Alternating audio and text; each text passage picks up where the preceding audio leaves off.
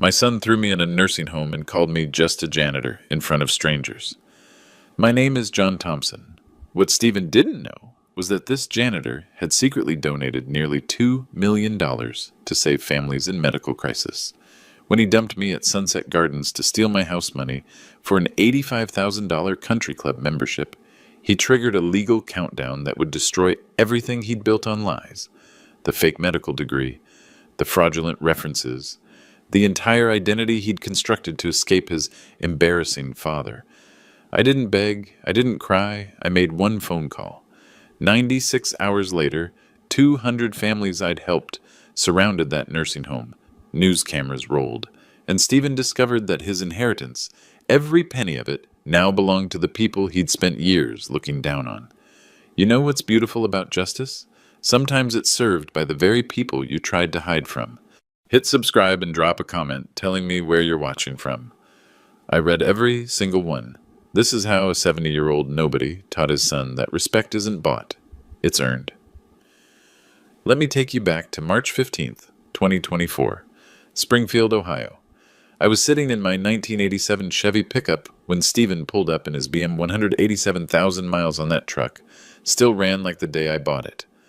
"Dad, we need to talk." He couldn't even look at me. Same way he'd acted since he was 25. Always checking over his shoulder to see who might be watching him talk to the old custodian. "The house is worth $2.5 million now," he said. "The neighborhood's completely gentrified." I knew what was coming. Stephen had been circling this conversation for months. "I found you a nice place." Sunset Gardens. Private room, $320 a day. $320. He'd done his research. "What about the pharmaceutical job?" I asked. "Thought business was good." His face tightened. Stephen sold medical supplies to 47 offices across 3 counties. Good money, but not country club money. "It's not about the job, Dad. It's about planning ahead. You're 79. 69. But who's counting? You know what Dr. Martinez told me at your last checkup?" Early signs of confusion. Memory issues. I stared at him. Dr. Sarah Martinez had been my friend for 15 years. She'd never said anything like that. "I already put down a deposit," Stephen continued. "They're expecting you tomorrow." "Tomorrow?" "The Riverside Country Club has an opening. 18-month waiting list, but someone dropped out. If I don't move fast—" "Country Club?" Stephen's jaw set hard. The same expression he'd worn since medical school, since he'd started telling people he was going to be a doctor. "Some opportunities don't wait, Dad." That's when I understood. Stephen wasn't planning ahead for my care. He was planning ahead for his reputation. See, Stephen had been living a lie for 13 years. Back in 2011, he dropped out of University of Cincinnati Medical School. Second year. Couldn't handle organic chemistry, but he never told me. For 13 years, he'd been carrying around a fake diploma. University of Cincinnati, Doctor of Medicine, May 21st, 2011. Beautiful calligraphy. Cost him $800 from a guy in Cincinnati. He'd been telling people he was taking a break from medicine to build capital in pharmaceutical sales. Temporary detour. Any day now, he'd open his own practice. The country club was supposed to make it permanent. Network with real doctors. Maybe they'd stop asking when he planned to use his medical degree. "I already signed the papers," he said. "Sunset Gardens. Your room's ready." I looked at my hands. 43 years of cleaning floors, emptying trash cans, mopping hallways. These hands had scrubbed every inch of Springfield General Hospital. Twice. Stephen had paid for medical school with these hands. $180,000 over 6 years. 3 jobs. Hospital custodian during the day. Office buildings at night. Weekend maintenance at the mall. Never missed a tuition payment. "Dad, are you listening?" I was listening. I was also remembering something Stephen didn't know about. In my basement behind the furnace, I kept a small office.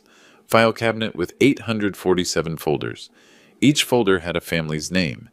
Each family had needed help with medical bills they couldn't afford. The Martinez family, $12,000 for pediatric surgery. The Williams family, $8,500 for chemotherapy. The Johnson family, $15,000 for emergency dialysis. 847 families. $1,947,338. 25 years of systematic giving. But Stephen had always been too embarrassed to visit my basement. "You'll be happier there," he said, "around people your own age." I nodded slowly. "When do we go?" "Now. Car's packed. The ride to Sunset Gardens took 18 minutes. Stephen kept the radio on to avoid conversation. I watched Springfield blur past my window. 43 years in this town. Every street corner held a memory. Every family I'd helped. The nursing home sat on Maple Street. 3-story brick building. Perfectly manicured lawn. Sign out front. Sunset Gardens, where family comes first. Stephen parked near the entrance, left the engine running. "This is temporary," he said, "just until I get settled." "Settled?" "The country club thing. It's an investment, Dad. Riverside Country Club. These are serious people. Surgeons, specialists, hospital administrators. The kind of networking that opens doors." I understood now. Stephen wasn't joining a country club. He was buying his way into a new identity. 85,000 initiation fee, 2,400 monthly dues. It's steep, but where's the money coming from? Stephen's hands tightened on the steering wheel. "The house, Dad. It's sitting on prime real estate. Developers are circling. With your medical expenses coming up." "What medical expenses?" "Early dementia care isn't cheap. Sunset Gardens is just the beginning. Eventually you'll need specialized treatment, memory care units, round-the-clock supervision." He'd thought this through, created an entire fictional timeline of my decline. "The house money will cover everything," he said. 5 years, maybe 10. After that? Stephen didn't answer. He was already getting out of the car. Inside Sunset Gardens, everything smelled like industrial disinfectant and institutional food. The intake coordinator, a woman named Fiona Mills, had my paperwork ready. "Mr. Thompson, welcome. We've prepared room 217 for you." "Stephen Thompson," my son said, shaking her hand. "I'm a medical professional, so I understand the challenges you face here." Medical professional, not doctor, never doctor, always something vague enough to avoid questions. Fiona smiled. "Wonderful. It helps when family members understand healthcare. I've brought Dad's medication list, insurance information, emergency contacts." "Emergency contacts?" "Just me. Dad doesn't have much family left." That was true. My wife Margaret died 8 years ago. Cancer, 63 years old. Stephen had been too busy with medical conferences to visit much during her final months. Medical conferences that were actually pharmaceutical sales meetings in hotel ballrooms. "Any special dietary restrictions?" Fiona asked. "Nothing serious. Dad's pretty low maintenance. Low maintenance. 43 years of raising him, and I'd been reduced to low maintenance." "Room 217 has a nice view of the garden," Fiona said. "Monthly rate is $9,600. $9,600. Stephen had lied about the daily rate, too. "That's fine," Stephen said. "I'll be handling all financial arrangements." We took the elevator to the second floor. Room 217 was small but clean. Single bed, desk, television, private bathroom. Window overlooked a courtyard with benches and flower beds. "This is nice, Dad." Peaceful. I sat on the bed. Springs creaked under my weight. "I'll visit next weekend," Stephen said. "Get you settled in first."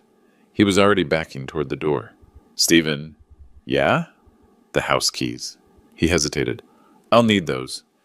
"For the realtor showings." I reached into my pocket, pulled out my key ring. 43 years of keys. House, truck, post office box, hospital maintenance closets. Stephen took them without meeting my eyes. "This is best for everyone, Dad. You'll see." After he left, I sat alone in room 217. $9,600 a month. 9,600 times 12. 115,200 annually. My house was worth $2.5 million. At current nursing home rates, that money would last 21 years. I was 69 years old. Stephen was betting I wouldn't live past 90. But Stephen didn't know about the phone call I'd made from the truck. Patricia Williams, hospital social worker, 20-year friend. The woman who'd helped me coordinate medical assistance for 847 families. "John, what's wrong?" "Patricia, I need you to make some calls."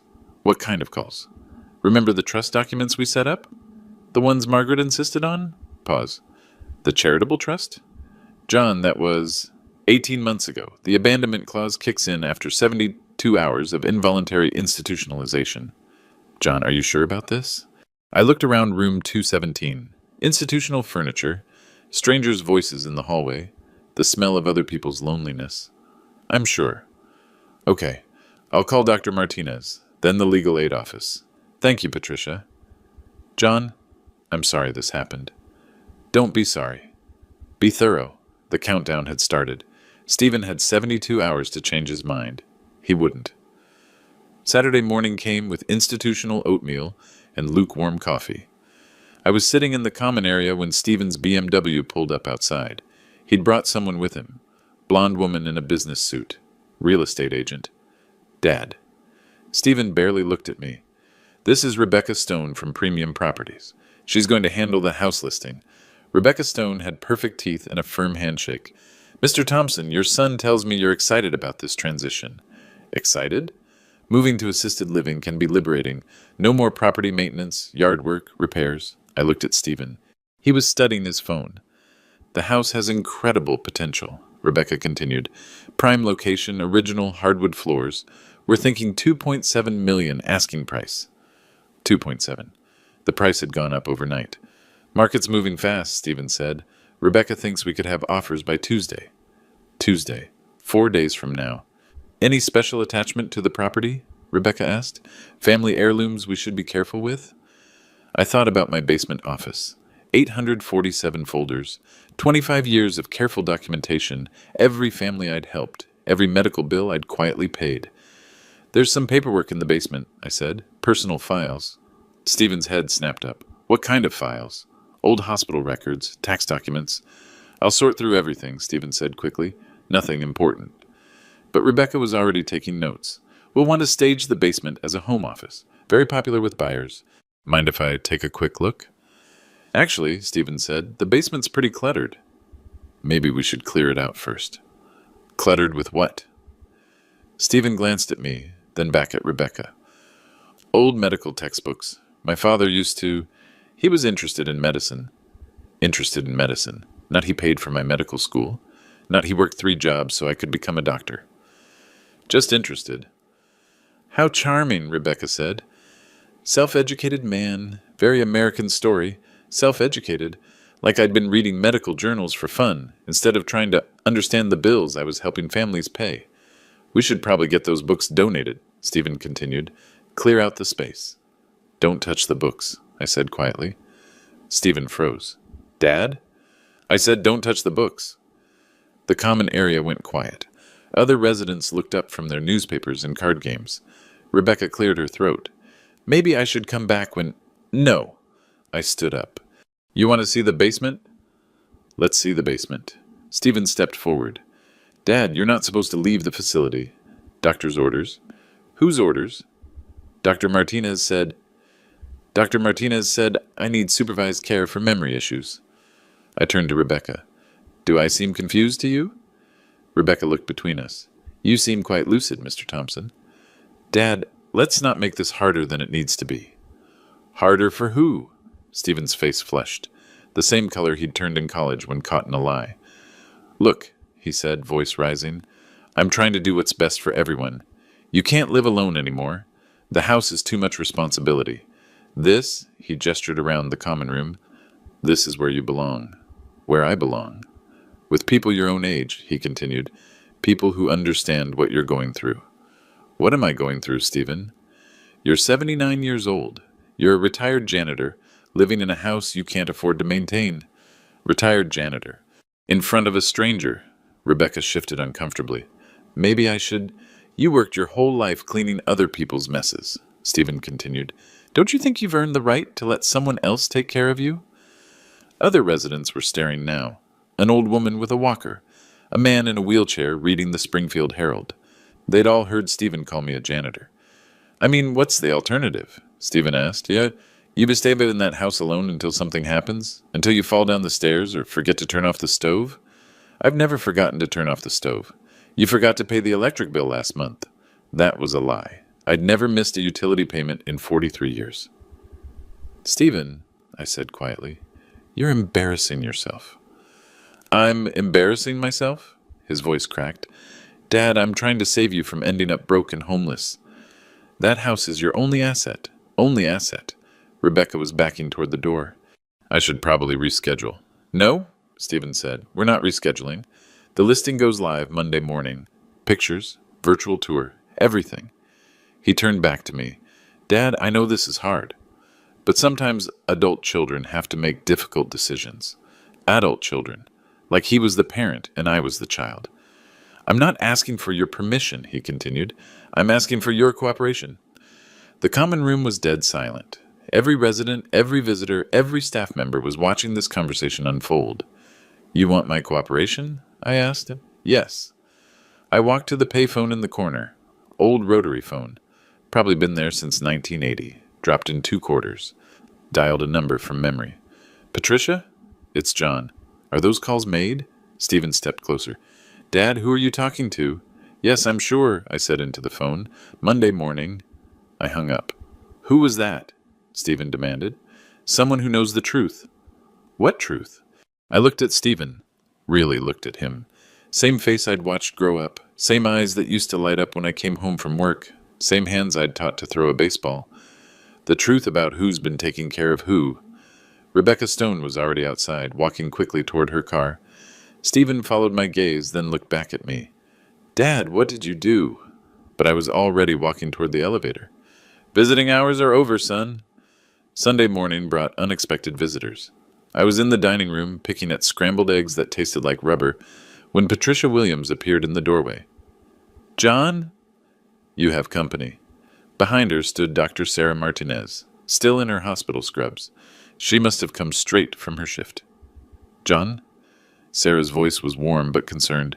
How are you feeling? Like a man who's been lied about. Sarah glanced around the dining room. Other residents were eating breakfast, but their attention had shifted to our conversation. Can we talk somewhere private? We found an empty visiting room near the main entrance. Patricia closed the door behind us. John, Sarah said, your son called me yesterday. Said you were having some kind of episode. What kind of episode? Paranoid delusions, claiming people were conspiring against you. I almost laughed. Did he mention why he thinks I need supervised care? Sarah's expression darkened. He said I'd diagnosed you with early dementia, memory issues, confusion, inappropriate behavior, and, John, I've never diagnosed you with anything except high blood pressure. Your last cognitive assessment scored perfect. Patricia leaned forward. Sarah, tell him about the other thing. What other thing? I asked. Sarah hesitated. I got a call this morning from Fiona Mills, the intake coordinator here. She wanted to verify your medical history. And? She asked about your son. Whether he was really a doctor. My pulse quickened. What did you tell her? I told her I'd never heard of Dr. Stephen Thompson. No Stephen Thompson in our hospital directory. No medical license on file with the state board. The room went quiet. She seemed surprised, Sarah continued. Apparently your son has been presenting himself as a medical professional, using medical terminology, discussing treatment protocols. Patricia nodded. There's more, John. I made some calls yesterday after we talked. What kind of calls? Remember the Riverside Country Club application? The one requiring character references? I nodded. Stephen listed 3 references. Dr. Robert Kim from Cincinnati General, Dr. Lisa Park from Children's Hospital, Dr. James Chen from the University Medical Center. And? Patricia smiled grimly. None of those doctors exist, John. Fake names, fake credentials, fake references. The implications hit me like a wave. Stephen hadn't just been lying to me. He'd been lying to everyone. How long has this been going on? I asked. Best I can tell? 13 years, since he dropped out of medical school. Sarah shook her head. John, I had no idea. He's been using medical jargon, discussing patient care, even offering informal consultations at hospital events. Any legal issues? Practicing medicine without a license is a felony, Sarah said, but he's been careful. Never actually treated patients, never prescribed medication, just played the part. Exactly. Patricia opened her purse, pulled out a folder. There's something else. About the house. What about it? The trust documents we filed 18 months ago? They're not just theoretical anymore, John. The abandonment clause activated this morning at 8 a.m. Meaning? Meaning the house deed is no longer in your name. As of 3 hours ago, it belongs to the Children's Medical Relief Fund. I stared at her. It's done? It's done. Stephen can list it, show it, even accept offers. But he can't legally sell what he doesn't own. Sarah looked confused. What trust? What abandonment clause? Patricia explained. After Margaret died, John was worried about end-of-life care. What would happen if his family ever tried to warehouse him somewhere against his will? So we created a charitable trust with a specific trigger. What kind of trigger? If John is ever involuntarily placed in long-term care by a family member, all assets transfer automatically to charity. It's completely legal. Margaret insisted on it. Why charity? Sarah asked. I thought about my basement office. 847 folders, 25 years of quiet giving. Because charity never abandons you. Patricia checked her watch. John, there's one more thing. The country club called this morning. Riverside?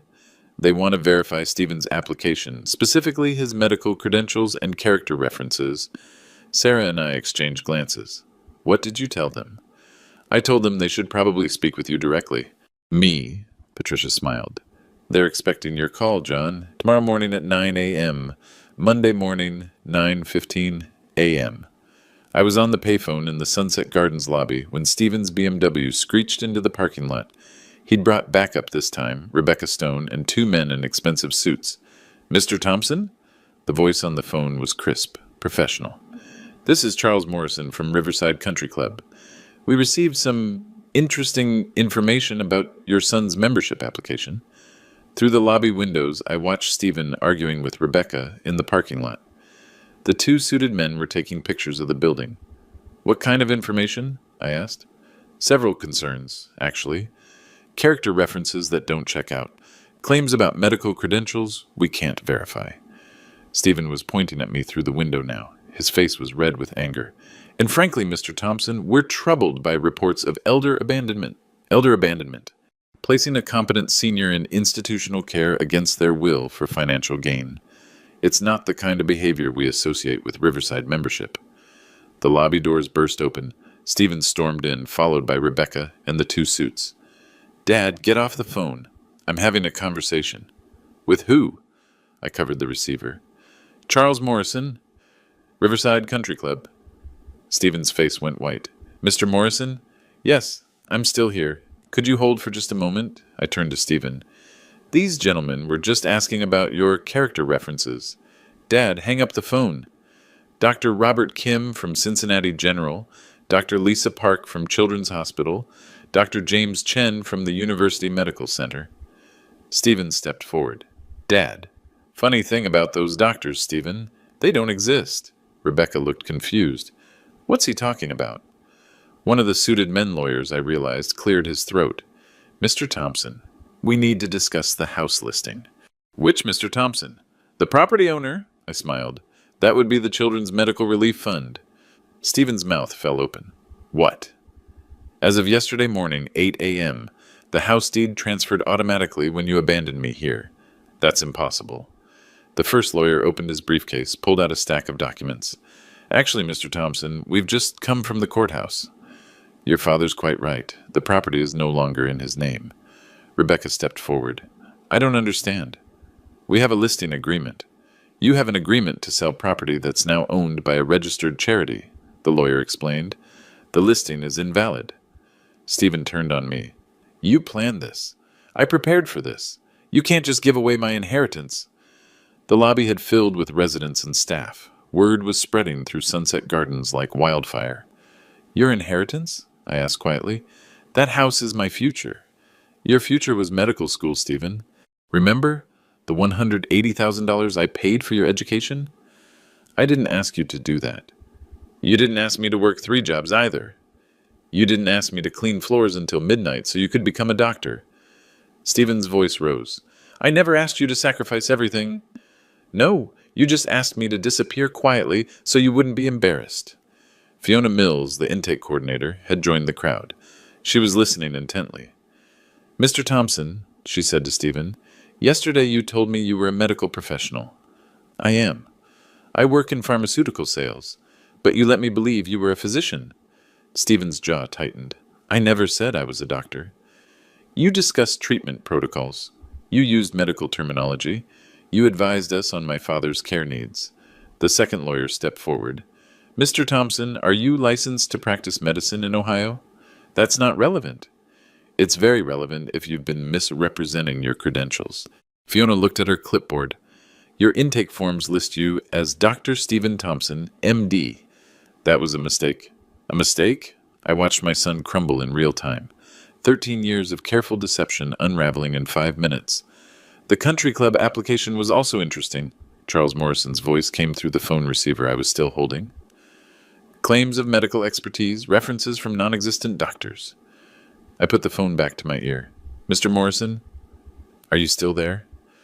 I'm here, Mr. Thompson, and I'm withdrawing your son's membership application immediately. Stephen lunged for the phone. Let me talk to him. No point, son. They've heard enough. Rebecca was backing toward the door. I'm canceling the listing. This is way too complicated. The first lawyer nodded. Smart choice. The property can't be sold anyway. What about my deposit? Stephen demanded. What about it? I paid $85,000. You paid $85,000 for a membership you obtained through fraud, the lawyer explained. The club has every right to keep it.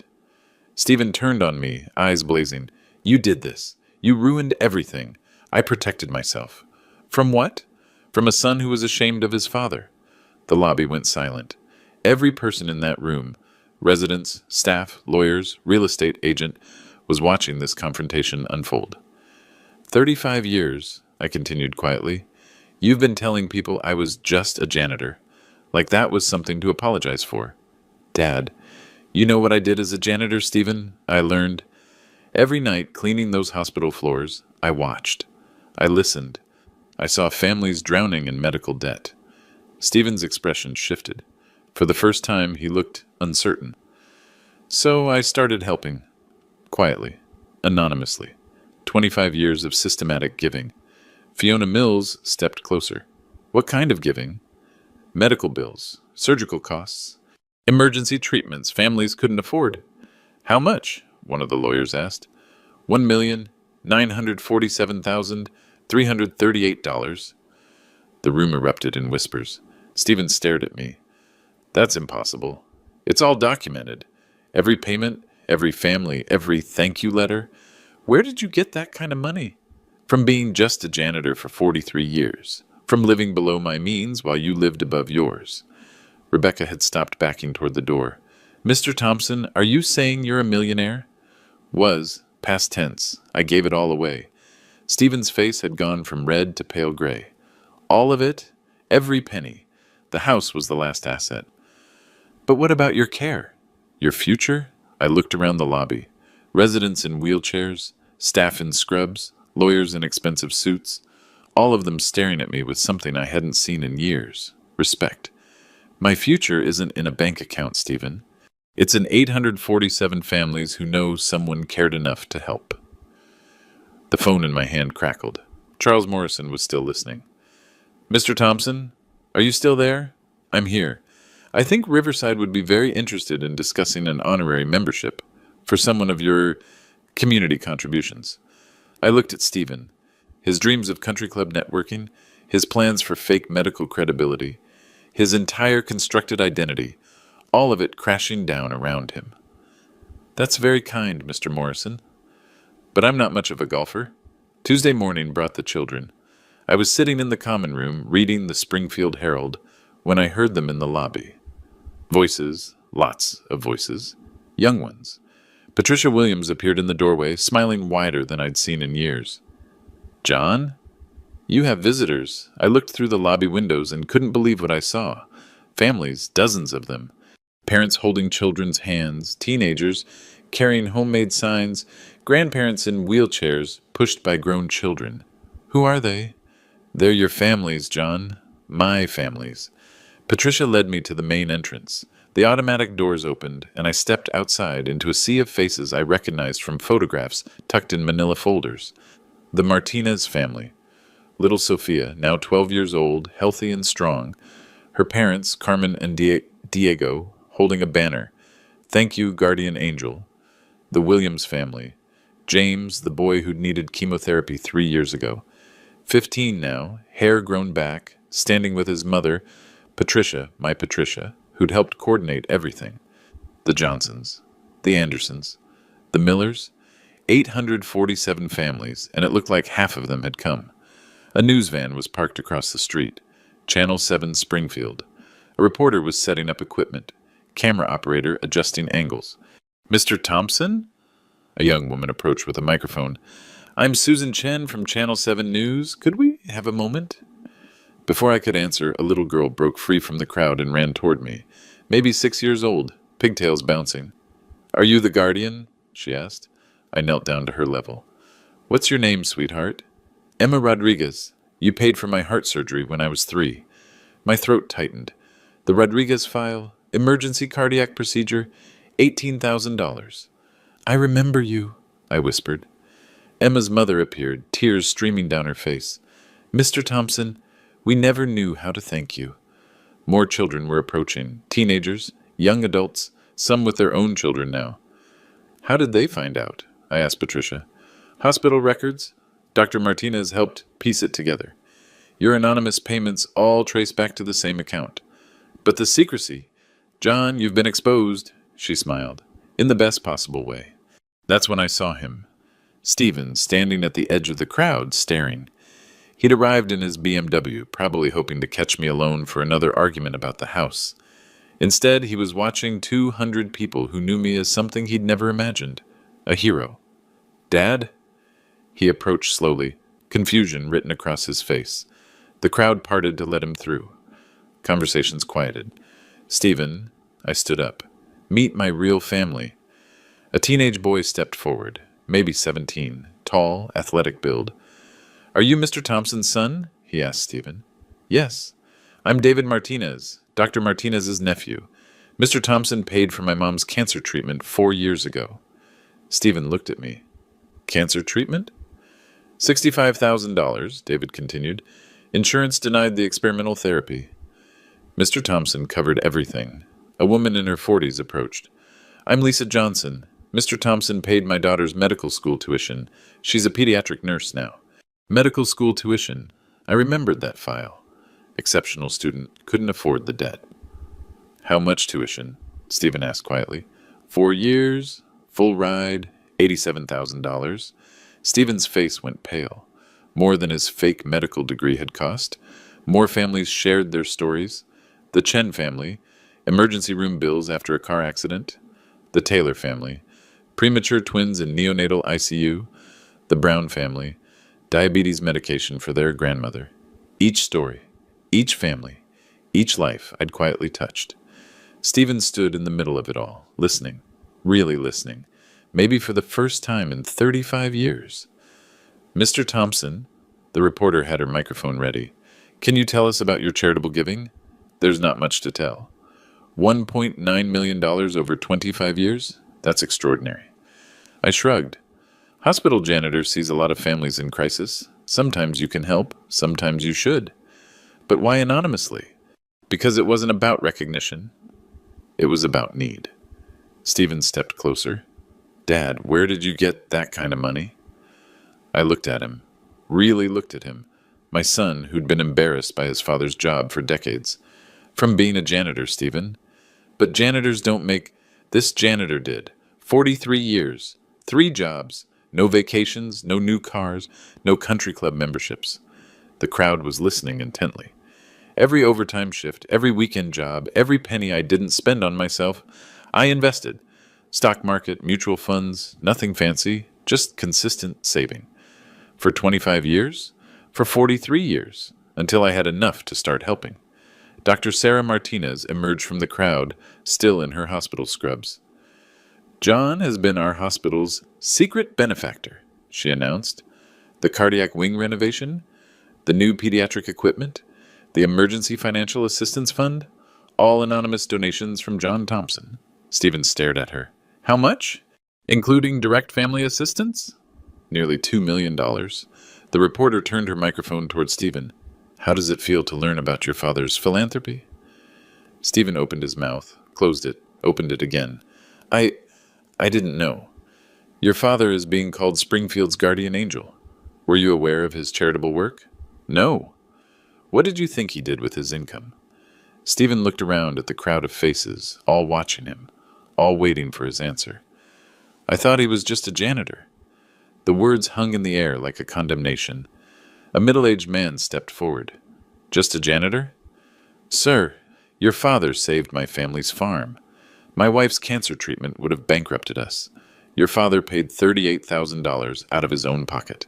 No questions asked, no publicity. Just pure generosity. Stephen's voice cracked. 38,000? Your father is the reason my wife is alive today. More voices joined in. He paid for my daughter's wheelchair. He covered my son's insulin for 2 years. He saved our house from foreclosure when my husband was in the ICU. Stephen turned in a slow circle, taking in face after face. Each person represented a file from my basement. Each story was a family I'd helped while he was busy being embarrassed by his old man. Mr. Thompson, the reporter continued, we understand you recently transferred your house to charity. Can you tell us about that? My son needed the money for more important things. What kind of things? I looked at Stephen. He was shaking his head slightly, pleading with his eyes. Country club membership, I said quietly. Social advancement. The kind of networking that opens doors. The reporter's eyebrows rose. You gave up a $2.5 million house so your son could join a country club? I gave up a house so my son could learn what really matters. Stephen stepped forward. Dad, please. Tell them about medical school, Stephen. Dad, don't. Tell them about the $180,000. The 3 jobs. The 40-hour weeks that turned into 80-hour weeks. Stephen's shoulders sagged. Dad, tell them about the fake diploma in your closet. The crowd went silent.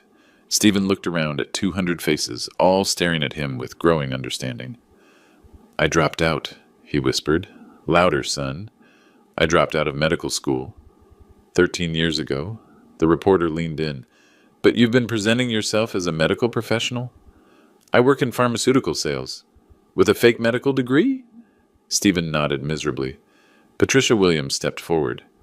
John, there's something else. She was holding a large manila envelope. The Children's Medical Relief Fund asked me to deliver this personally. What is it? The deed to your house. It's been renamed. I opened the envelope. Official documents, legal letterhead, county clerk stamps. The Thompson Family Medical Center, I read aloud. The crowd erupted in cheers. It's going to be a free clinic, Patricia explained, for families who can't afford medical care, named in honor of your 25 years of service. I stared at the documents.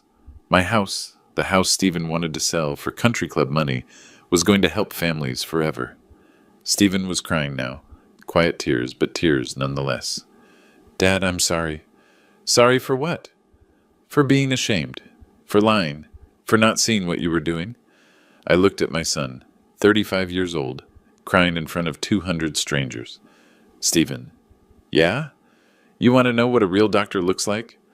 I gestured to the crowd around us. Dr. Martinez, who treats patients regardless of their ability to pay. Sarah stepped forward, smiled. Nurse Johnson, who works double shifts to cover for understaffed units.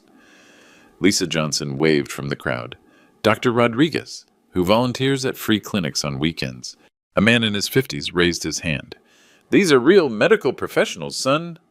They didn't buy their credentials. They earned them. Stephen nodded, wiping his eyes. The reporter was still recording. Mr. Thompson, what's next for you? I looked around at the families, the children, the faces filled with gratitude. I think I'll stay at Sunset Gardens for a while. Really? Turns out there are a lot of people here who need help. And I'm good at helping people. Stephen stepped closer. Dad, about the house. What about it? I was wrong. I was selfish. You were my son. You still are. Can you forgive me? I put my hand on his shoulder. Stephen, forgiveness isn't something you earn. It's something you accept. I don't deserve it. None of us deserve the good things we get. That's what makes them good. The crowd was starting to disperse, families taking pictures, children collecting autographs, reporters conducting interviews. But Stephen and I stood together in the middle of it all. Dad? Yeah? I want to help. Help with what? The medical center. The clinic. Whatever you're doing next. I studied his face. Real remorse, real determination. You sure? I've spent 13 years pretending to be someone I'm not. Maybe it's time to become someone I can be proud of. I smiled. That sounds like a good plan. Wednesday morning brought the lawyers. Not Stephen's lawyers. Mine. I was in the Sunset Gardens dining room when Fiona Mills found me. Mr. Thompson, there are some people here to see you. 3 people in business suits. Professional, efficient, carrying briefcases that looked like they meant business. Mr. Thompson, I'm David Richardson from Legal Aid Society. This is Amanda Foster from the State Attorney General's office and James Wilson from the Ohio Board of Medical Licensing. They sat across from me at the small dining table. Other residents pretended to eat breakfast while obviously listening. We understand you've been the victim of medical fraud, Richardson said. How so? Amanda Foster opened her briefcase. Your son has been misrepresenting his medical credentials for over a decade. That's a serious offense. What kind of offense? Impersonating a medical professional is a felony in Ohio. Fraud in the application of professional memberships. Potentially practicing medicine without a license. James Wilson leaned forward. Mr. Thompson, we need your cooperation for the investigation. What kind of cooperation? Documentation. Evidence of your son's misrepresentations, particularly related to your medical care and the nursing home placement. I thought about the fake diploma, the forged character references, the lies about my mental capacity. What happens to Stephen? That depends on the extent of the fraud, Foster explained. Best case scenario, civil penalties and restitution. Worst case, criminal charges and jail time. Richardson pulled out a legal document. We also need to discuss the charitable trust. The house transfer appears to have been executed properly, but we want to ensure there was no coercion involved. No coercion. I set up the trust voluntarily 18 months ago. With full understanding of the consequences? Completely. Wilson opened his own folder. There's another matter. The Riverside Country Club has filed a formal complaint with our office. What kind of complaint? Fraud. Your son used fake medical credentials to gain membership. $85,000 deposit obtained through deception. I whistled softly. What's the club want? Full restitution. Plus legal fees, plus damages for reputation harm. Foster nodded. The total exposure could exceed $200,000. Does Stephen have that kind of money? Not according to his financial statements. Richardson leaned back. Mr. Thompson, your son is facing significant legal and financial consequences. Are you prepared for that? I thought about the families outside yesterday. 200 people whose lives had been improved by someone they'd never met. Children who were alive because a janitor decided to help. I'm prepared for whatever comes. Even if it means your son goes to prison. My son made his choices. Now he lives with them. Foster made notes in her legal pad. We'll need you to testify if this goes to trial. About what? The medical misrepresentations, the false claims about your mental capacity, the abandonment for financial gain. I'll testify. Wilson closed his folder. There's one more thing, bellboy. The pharmaceutical company where your son works, they've launched their own investigation. Into what? Whether he's been misrepresenting his credentials to medical offices, claiming medical expertise he doesn't possess. What would that mean? Termination. Possibly criminal charges for commercial fraud? I nodded slowly. Anything else? Richardson smiled grimly. The Springfield Herald wants to do a follow-up story. About the house transfer, the medical center, your charitable giving. What about it? They're calling it The Guardian's Final Gift. Human interest piece about authentic generosity versus fake status. They want to interview me? They want to interview your whole story. The 25 years of giving, the secret assistance, the ultimate sacrifice for ungrateful family. Foster looked up from her notes. It would be powerful testimony for the prosecution, and devastating for Stephen. Yes. I sat back in my chair. Around the dining room, other residents were openly listening now. This wasn't just about my family anymore. It was about justice. Schedule the interview, I said. Richardson nodded. We'll coordinate with the reporter. When do the legal proceedings start? Formal charges will be filed within the week. Civil suits probably within the month. Foster stood up. Mr. Thompson, I want you to know what you've done for this community is remarkable. 847 families, nearly $2 million in assistance. It wasn't about the money. No, but it was about the principle. And principles matter. Wilson shook my hand. The medical center bearing your name will help thousands more families. That's legacy. After they left, I sat alone in the dining room. Outside, spring was arriving in Springfield. Trees budding, flowers blooming, life continuing. Stephen would face consequences, serious ones. But maybe consequences were what he needed to find his way back to the person he used to be. The person I'd raised him to be. Before the lies, before the shame, before the fake credentials and country club dreams. Justice wasn't revenge. It was accountability. And accountability was the first step toward redemption. By Friday, the story had gone viral.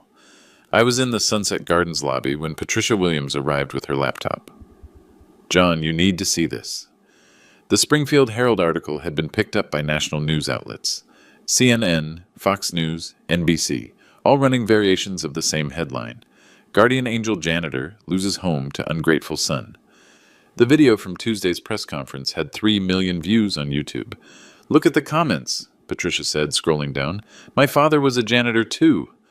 This story made me cry. John Thompson is what real heroism looks like. That son should be ashamed of himself. $2 million in charity from a janitor's salary? This man is a saint. But it wasn't just online attention. John, the donations are pouring in. What donations? To the Thompson Family Medical Center. People are sending money from all over the country. $5, $50, some as much as $5,000. How much total? Patricia smiled. As of this morning, $437,000. I stared at the screen. In 3 days? People are inspired by your story. They want to be part of something good. That's when my phone rang. The payphone in the lobby that had become my unofficial office. John Thompson? Dad? Stephen's voice was barely a whisper. Stephen, did you see the news? I saw it. Long pause. Dad, I lost my job. I wasn't surprised. What happened? Walton Pharmaceuticals terminated me yesterday. Said I'd been misrepresenting my credentials to medical offices. Had you been? Another pause. Yes. At least he was being honest now. They're also demanding restitution, Stephen continued, for any sales commissions based on fraudulent representations. How much? $83,000. I did the math. $83,000 to Walton Pharmaceuticals, $200,000 to Riverside Country Club, legal fees on top of that. You're broke, I said. Worse than broke. Dad, I might go to prison. Through the lobby windows, I could see news vans in the parking lot, reporters interviewing residents, getting reaction shots, building the narrative. Stephen, where are you calling from? My apartment. For now, I can probably make rent for another month then. Then what? I don't know. For the first time in weeks, my son sounded scared. Really scared. Dad, I know I don't have the right to ask, but what? Is there any way to undo the house transfer? Get some money back for legal defense? I looked at Patricia, who was listening to my side of the conversation. Stephen, the house belongs to charity now. It's going to help families who can't afford medical care. I know, but families like the ones I've been helping for 25 years. Dad, I understand that, but I'm facing serious jail time. You're facing consequences. Silence on the line. Stephen, let me ask you something. Those 847 families I helped, did any of them face serious consequences if I didn't step in? That's different. How? They didn't choose their situations. Medical emergencies, accidents, things beyond their control. And you chose yours. More silence. Dad, I made mistakes. You made choices, lying about your education, misrepresenting your credentials, abandoning your father for money. I know. Each choice led to the next choice. Each lie required bigger lies. I know. Patricia was showing me more news coverage on her laptop. Stephen's pharmaceutical company had issued a statement distancing themselves from fraudulent employee practices. The state medical board was launching a broader investigation into credential misrepresentation. Stephen, you're all over the news. I know, it's humiliating. Good. Good. Shame is the beginning of wisdom. You've been living without shame for 13 years. Dad, I can't afford a lawyer. The public defender is overwhelmed. I'm looking at serious prison time. I thought about the $437,000 in donations. Money from strangers, inspired by a janitor's story. Stephen, there's something you need to understand. What? I didn't transfer that house to punish you. You didn't? I transferred it to save you. Save me from what? From becoming someone you couldn't live with. Patricia was pointing to her laptop screen. A news story from the Springfield Herald. Local medical center receives $500,000 in donations. Dad, I don't understand. You were disappearing, Stephen. Piece by piece, lie by lie. The real Stephen, the boy I raised, was being buried under someone else's life. But the consequences will either destroy you or remake you. Your choice. Long pause. Dad, yeah? I want to make this right. Then make it right. How? I looked around the lobby. Residents in wheelchairs, staff in scrubs, reporters with cameras. All of them part of a story about what really mattered. Start by telling the truth. All of it. To everyone. Even if it makes everything worse. Especially if it makes everything worse. Dad, yeah? I love you. I know you do, son. That's why this is going to work. 6 months later, the Thompson Family Medical Center opened on a Tuesday morning in September. Bright autumn sunshine, crisp air, perfect weather for new beginnings. I was standing in the lobby of what used to be my house, watching families check in for free medical appointments. The basement where I'd kept my secret files was now a pharmacy dispensing medications at cost. Stephen walked through the front door at exactly 9 a.m. He looked different, thinner, more tired, but somehow more solid. Real in a way he hadn't been for years. Hey, Dad. Hey, son. He was wearing jeans and a simple button-down shirt. No more expensive suits. No more fake medical credentials. Just Stephen Thompson, community volunteer coordinator for the Thompson Family Medical Center. How'd the sentencing go? I asked. 2 years probation, 500 hours community service, full restitution to Walton and the country club. How are you paying restitution on a volunteer salary? Stephen smiled, very slowly, but I'll pay every penny. Good. We walked through the medical center together, exam rooms where my bedroom used to be, a waiting area in what was once my living room, children playing in the space that used to hold my television. Dr. Martinez says we're seeing 60 families a week now, Stephen said. That's good. The donation fund is up to $800,000. People keep sending money. That's very good. We stopped in front of a wall display, photographs of the families I'd helped over 25 years, 847 stories of quiet assistance. Dad, I need to say something. Okay? I spent 35 years being ashamed of who you were. Now I spend every day trying to become half the man you are. I looked at my son, real humility in his eyes, real purpose in his voice. Stephen, you don't need to become me. You need to become you. Who am I? You're the man who's going to help the next 847 families. We walked outside together. The sign over the entrance read, Thompson Family Medical Center, where everyone deserves care. Dad, one more question. Shoot. Do you ever regret it? Giving up the house, the money, everything? I looked back at the building that used to be my home. Now it was something better. Stephen, I spent 70 years accumulating things. Now I get to spend whatever time I have left giving them away. That doesn't answer my question. I smiled. No regrets, son. Only gratitude. For what? For having enough to give. And for finally having a son who understands why that matters. If you're watching this story, I want you to think about someone in your community who deserves recognition. Someone doing good work without seeking credit. Someone like the person I used to be. Invisible but essential. Tell me about them in the comments below. Let's make sure the real heroes don't stay hidden anymore.